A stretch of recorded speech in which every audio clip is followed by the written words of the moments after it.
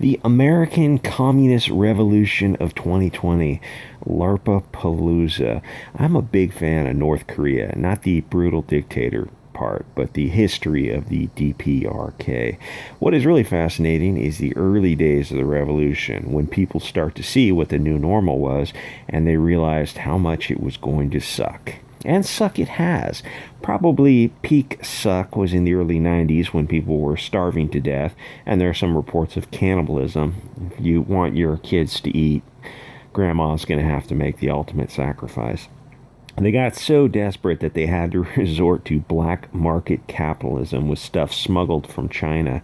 North Korea collapsed because they were dependent on Russia, and Russian communism collapsed in the late 80s because, well, it didn't work. Reading about the beginning of Russia, Cuban, Korean communism is like the start of a horror movie, but you know it's going to go on for 80 years. Communism in America? Not yet. The 2020 revolution happened probably 20 years too soon, maybe only 10 years. There are still too many Americans who believe in taking a chance on the dream.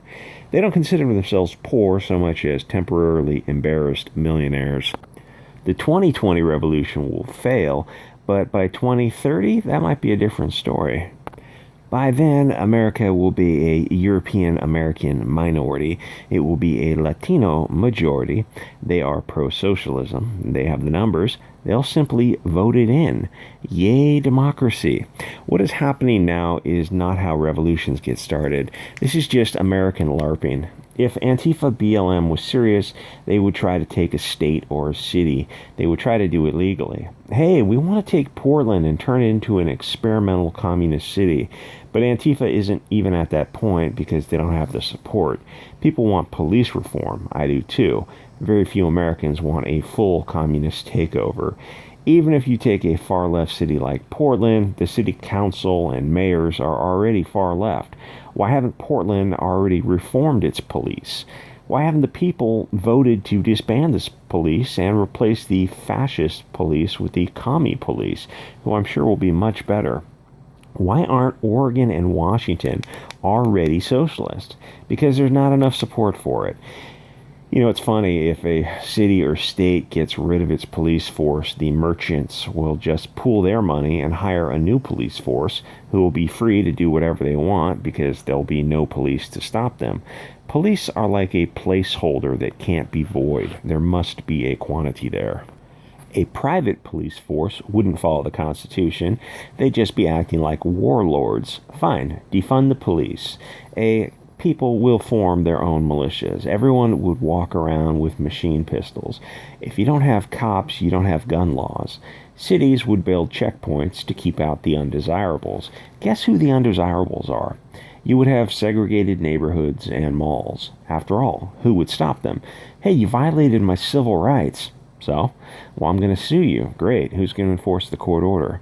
I just got done reading about the Cuban Revolution. It was kind of a depressing read.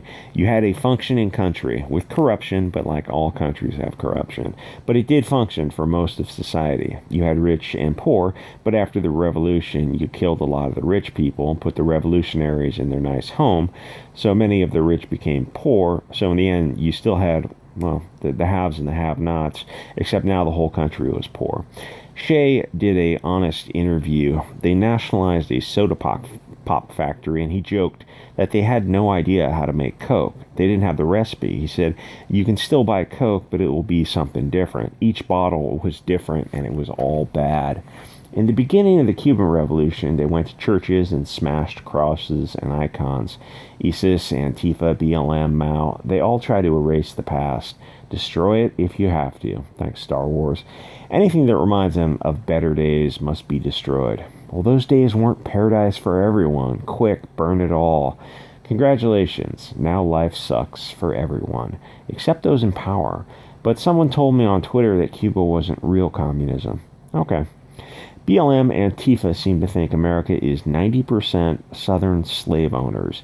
They think the haves in America are white and the haves not are people of color, except their landlord is Jewish, the liquor store guy is Korean, the beauty salon is Vietnamese.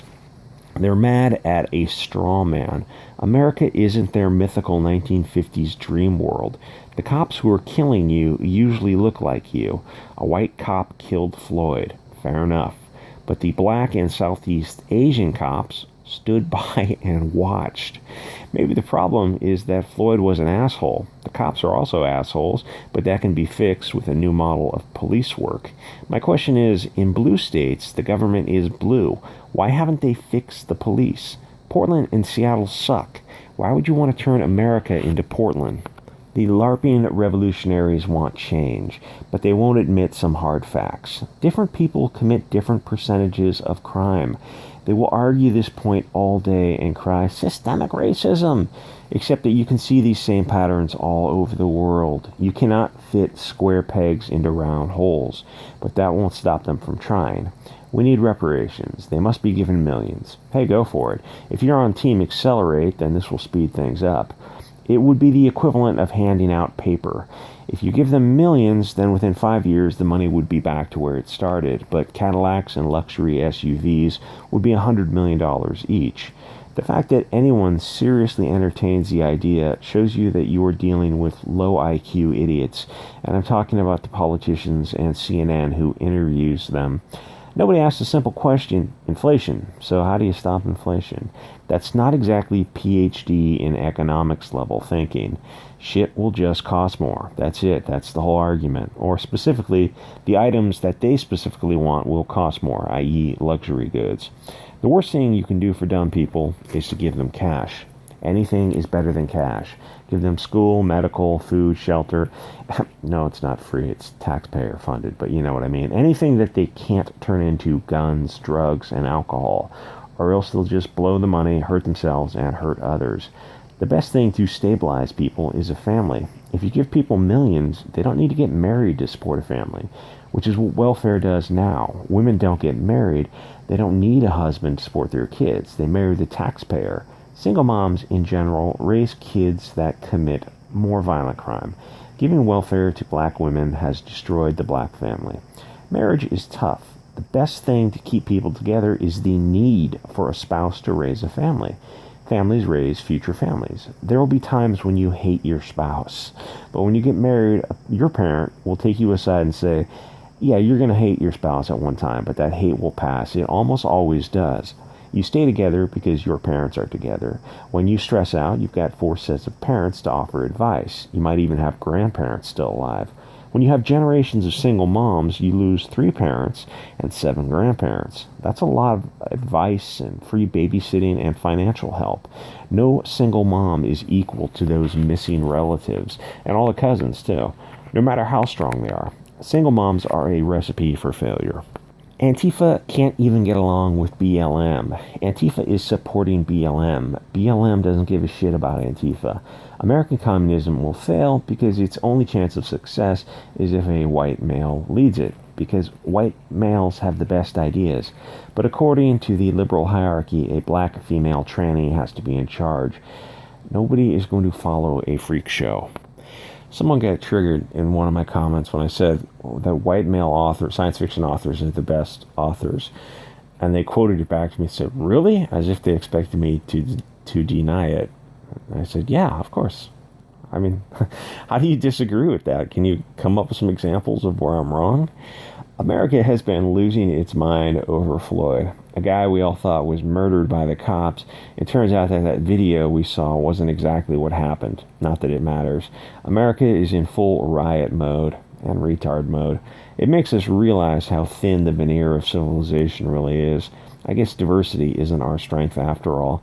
At this point, I am just pro-segregation. Different states for different tribes. No racial issues if the groups are separate. I don't know why more people aren't talking about this. I guess probably because it's politically incorrect, but aren't we kind of getting past that to the point where you're going to have to face some hard truths, and those truths are not politically correct? And I wonder if even the left wing is getting tired of Antifa BLM. Antifa went to a mentally ill woman's mobile home the other night because she had a swastika armband. They were proudly abusing someone who was kind of obviously sick. So, what if Antifa What if the neighbors come out? What if a neighbor comes out with a shotgun and yeets a few of them? Well, now Antifa will label the whole neighborhood as Nazis, and then they'll come back with guns. If you have Antifa attacking low-income neighborhoods, then this is it. This is the revolution. The police are nowhere to be seen. Why pay taxes if the police won't even leave the police station? They're just kind of hiding out in there. The neighborhood is left with nothing to do but shoot Antifa. The neighbors probably know that the lady is mentally ill, but they can't stand by and watch Antifa burn her house down. They can't physically fight them. They're left with no options but to shoot. If a few got shot, I don't think they'd come back. They don't have a death wish. Who knows? Maybe neighborhoods will turn into fortified city-states with armed checkpoints. That would probably terrify our puppet masters if we formed our own neighborhood militias. Government doesn't like to see people take back power. But hey, it's good to know that if Biden gets in office, he's going to take away our guns so we can't defend ourselves from angry mobs, which is exactly what 30-round magazines were invented for. And I wonder who is writing Biden's tweets. Right now, America has rioting Antifa and BLM, and Biden wants to take your guns away. That is a weird message. But I see I'm out of time, so like, comment, subscribe, guys, and I will see you all next episode.